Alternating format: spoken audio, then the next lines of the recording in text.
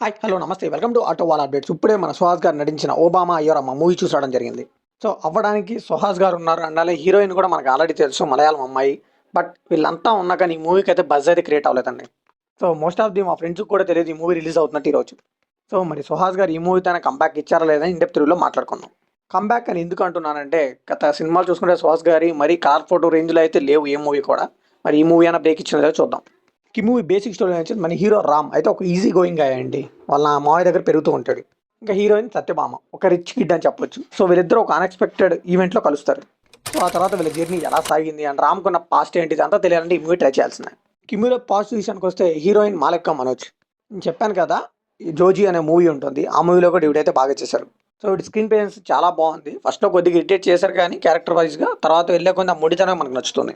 కొన్ని కాంపిటీషన్స్ అయితే బాగానే వర్కౌట్ అయినాయండి. మ్యూజిక్ కూడా ఫ్రెష్గా అనిపించింది కొద్దిగా.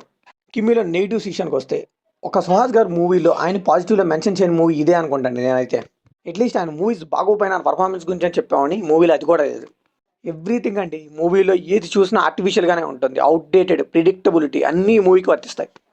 అరే వాళ్ళు మనకి యాక్ట్ చేస్తున్నా కానీ క్లియర్ కట్గా తెలుస్తుందండి ఇది చాలా ఆర్టిఫిషియల్గా కనిపిస్తుంది కదరా, తీసిన వాళ్ళని ఈ మూవీ చూసుకున్నారు లేదా అనిపిస్తుంది.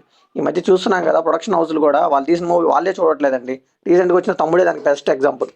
సో మనుషుల మీదకి వదిలేస్తున్నారు. ఒక ఆయన చెప్తాడు రివ్యూలో థియేటర్లో ఏమైనా అయితే ఎవరు రెస్పాన్సిబిలిటీ అని. అలాగే ఉన్నాయి మూవీస్ అని కూడా.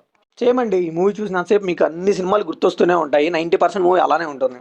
ఇక నుంచి ఇలాంటి మూవీస్, తమ్ముడు లాంటి మూవీస్, ఇలాంటి మూవీస్కి వెళ్ళేటప్పుడు బయట కాంప్లెక్స్ ఉంటే చాలా బెటర్. ఎందుకంటే లిటరల్లీ మనకు అర్థమైపోతుందండి ఒక సీన్ వస్తుందంటే ఇదేదో మూవీలో చూసాం కదా అన్న కాన్సెప్టే ఉంటుంది. అట్లా అని మూవీలో ఎమోషన్స్ లేవంటే ఎమోషనల్ ఫ్లాష్ బ్యాక్ ఉంటుంది, ప్రీ క్లైమాక్స్లో ఉంటుంది, అన్ని చోట్ల ఉంటుంది. కానీ మనం అయితే కనెక్ట్ అవ్వలేం. లిటరల్లీ మొత్తం ఆర్టిఫిషియల్గానే ఉంటుందండి. ఇంకేం కనెక్ట్ అవుతాం చెప్పండి. ఏదేదో అయిపోతూ ఉంటుంది మూవీ. మన రాగడి చెప్తారు కదా గేర్లు మారుతూ ఉంటాయని, అలా ఉంటుంది మూవీలో కూడా.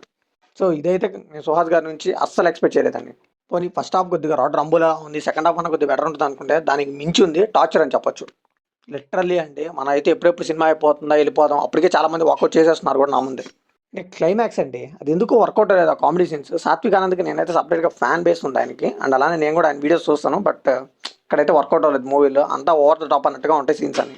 ఇంకా సుహాస్ గారు అండి ఆయన అయితే కొత్తగా ట్రై చేయాల్సిందే. ఎందుకంటే ఆయన ప్రతి సినిమాలో అదే క్యారెక్టర్ మన నితిన్ గారి టైప్లోనే అయిపోతున్నారు ఈయన కూడా.